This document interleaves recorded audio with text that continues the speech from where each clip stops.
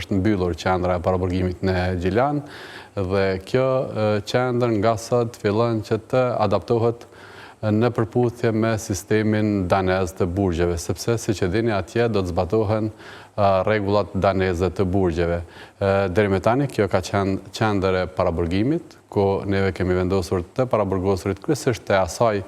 zone, por jo vetëm, sepse ka pasur të paraburgosur edhe nga të gjitha qytetet tjera të Kosovës, por sigurisht që pas adaptimit atje do të hapet si qendër korrektuese dhe sipas traktatit, i cili ka hyrë në fuqi në qershor të vitit 2024, atje do të vendosen të burgosurit danez sipas marrëveshjes apo sipas në prill të vitit 2027, varësisht prej dinamikës së punimeve prej kohës atje, dhe po shpresojmë që jo me gjatë se mesi vitit 2027, kur do të pranohen të burgosurit e parë në këtë qendër, atje janë duke u realizuar, duke u ndërtuar në fakt punëtorit të cilat do të shërbejnë për të punësuarit, për të burgosurit që do të punësohen atje. Talit burgosurve që do transferohen do t'jetë 300, sepse janë dhoma nishe, dhe kapaciteti i kësaj qendre është 300, por sigurisht që atje jo vetëm sa i përket përshtatjes apo përgatitjes së hapësirave, por sa për të pasur një menaxhim sa më të mirë, sa më të lehtë për të parë se si po funksionon, atje të burgosurit do të transferohen në grupe më të vogla, të cilat do ta përcaktojnë komitetet apo dhe grupet teknike të cilat janë duke punuar në vazhdimsi dhe në mënyrë intenzive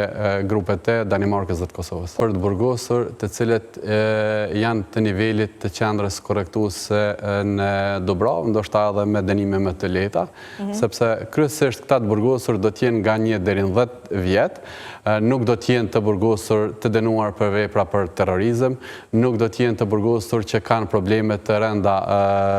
shëndetësore, por kryesisht të burgosur me vepra të lehta, sigurisht janë të burgosur të shteteve të treta. Janë shteteve të treta. A do të ketë pasaj problem Kosova, pra ata kanë vendime për dëbim pas përfundimit të dënimit apo si është çështja? Është komplet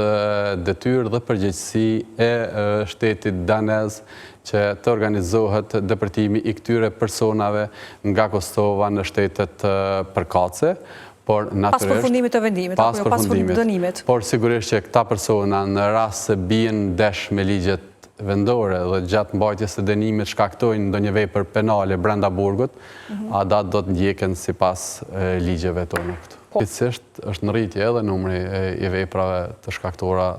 nga dhunën familje, por kryesisht veprat për vjedhje janë dominante sot në Kosovë. Dhe kjo ka ndonjë arsye apo këtë analizë mund ta bëjë shërbimi korrektues? Duhet ta bëj ekspertët e jashtëm, duhet ta bëjnë